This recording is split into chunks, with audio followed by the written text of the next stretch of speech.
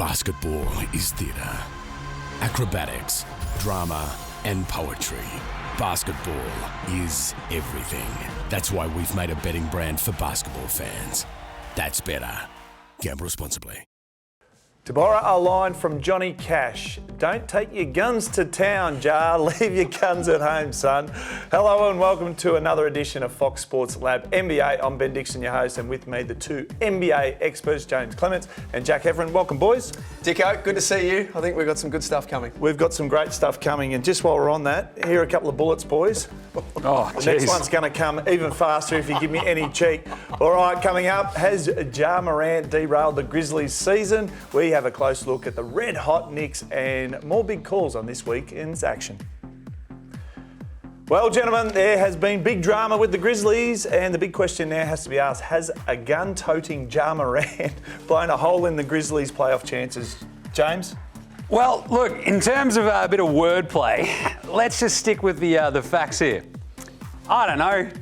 Do you keep your shirt on at a strip club, Dicko? Because I've got three things with this Ja Morant thing right away. Do I? No. We know now why the Grizzlies are bad on the road. They're 12 and 21 on the road. If you're spending all your time in the strip club with your shirt off, we might have a bit of a reason behind that record now. Number two, Steven Adams got the team together, went, right, with his Kiwi accent, all right, boys, we need to get this sorted out. We need to control ourselves on the road. Ja Morant going against the wishes of Steven Adams, he might be a bigger idiot than I believe, but third, and this is probably my biggest sort of concern, does Ja Morant know how strip clubs operate? He was not wearing his shirt. Ja, you're doing it the wrong way around, I'm pretty sure. He had money in his belt, though. He did. But so the two games, he's already sat out two games. It's a bit of a tricky situation for the Grizzlies, right? They've actually just slipped into third in the West. So this is actually a big concern for this team, right? Because they're right in the thick of this playoff race, and without Ja, their superstar point guard, because he's flashing a gun in a Denver strip club, probably not the ideal way to finish the last quarter of your season, Jack. I don't know how I add to that, to be honest. Yeah. After strip club lessons from Jaymz, I'm not sure what I can add. What I can add, the Western Conference is not where you want to be slipping. I think we all know that. They've also lost Brandon Clark for an Achilles injury for the rest of the season.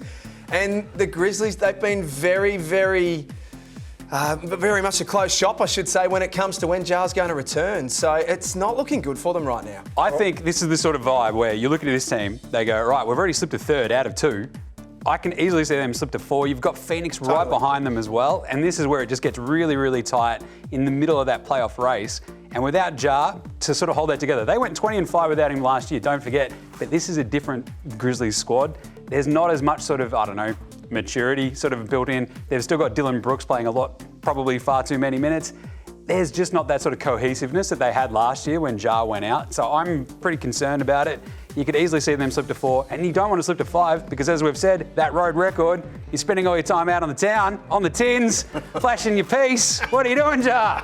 But still, I'd be worried. Have you ever taken your shirt off in a club? Never. Okay. Look at me, come on. Good chat. All right, let's stay in the West and look at the Warriors. Do the title holders still have what it takes, Jack, to be and have a playoff berth? Yes, and yes. All you've got to do is look at Steph Curry's fourth quarter against the Lakers a couple of days ago, 19 in Q4.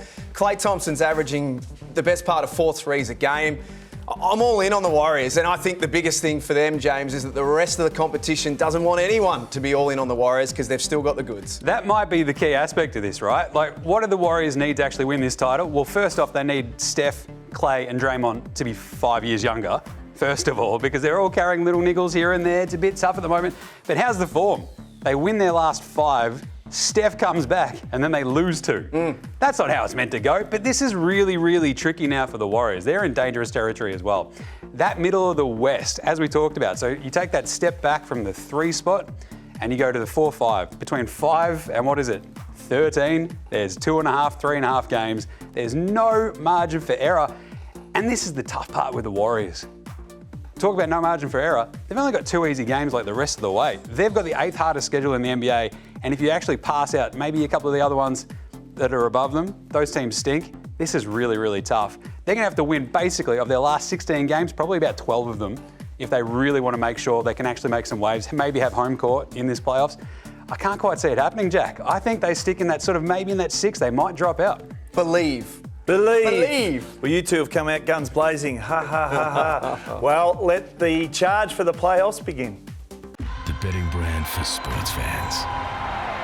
That's better. Gamble responsibly.